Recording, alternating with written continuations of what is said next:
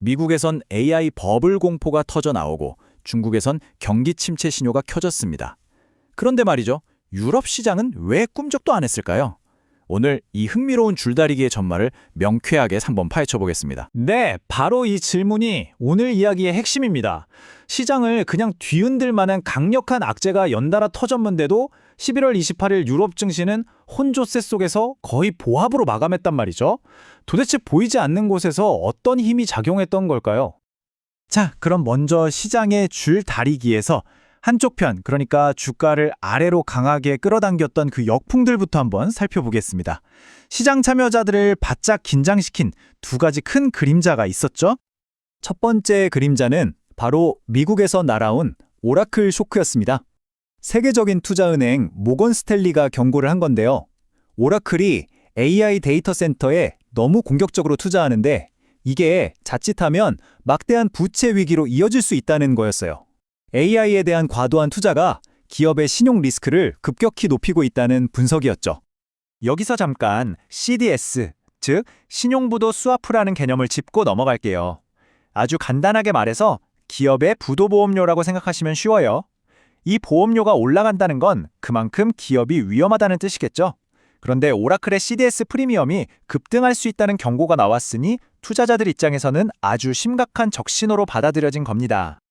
이 슬라이드에서 보시는 것처럼 그 파장은 즉각적이었습니다. 오라클의 주가가 시간 외 거래에서 2% 넘게 뚝 떨어지니까 그 공포가 곧바로 유럽으로 번진 거죠.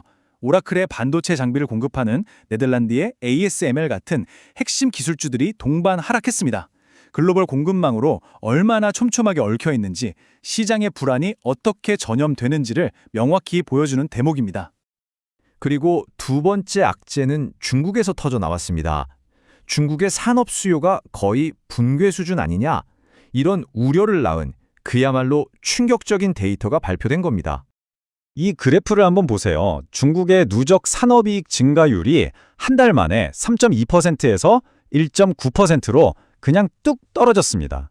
이게 왜 쇼크냐면요. 누적 수치가 이 정도로 꺾였다는 건 10월 한 달만 딱 놓고 보면 이익이 엄청나게 감소했다는 뜻이거든요. 세계의 공장인 중국이 멈춰서는 거 아니냐는 공포에 유럽의 소재, 철강, 에너지 같은 관련 업종들이 그대로 직격탄을 맞았습니다. 자, 그럼 이제 이야기의 반대편으로 한번 가볼까요? 이렇게 강력한 두 개의 악재를 버텨낸 힘은 대체 어디서 나온 걸까요? 시장을 위로 밀어올린 긍정적인 힘은 정말 예상치 못한 곳에서 나타났습니다. 시장에 깜짝 활력을 불어넣은 두 가지 핵심 동력, 바로 개별 기업들의 인수합병 소식, 그리고 모두의 예상을 뒤엎고 아주 견고한 모습을 보여준 서비스업 지표였습니다. M&A 뉴스의 파급력은 정말 대단했습니다.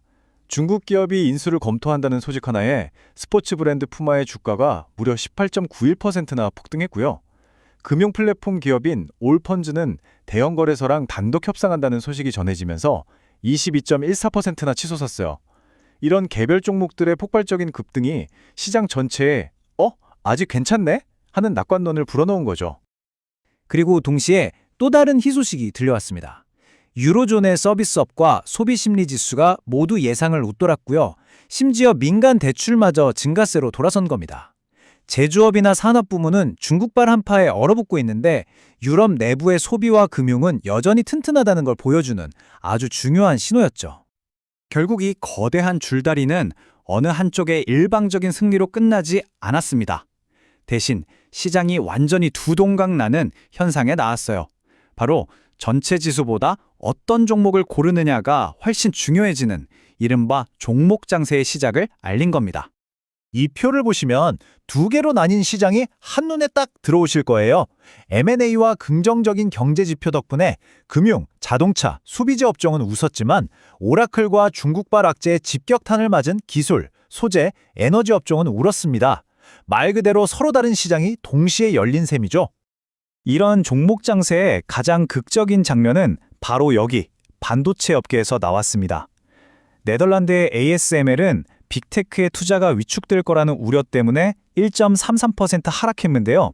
바로 옆 나라 독일의 인피니언은 차량용 반도체 수요가 회복될 거라는 기대감 덕분에 오히려 2.64%나 상승했습니다. 같은 산업 안에서도 이렇게 운명이 극명하게 엇갈려 버린 겁니다.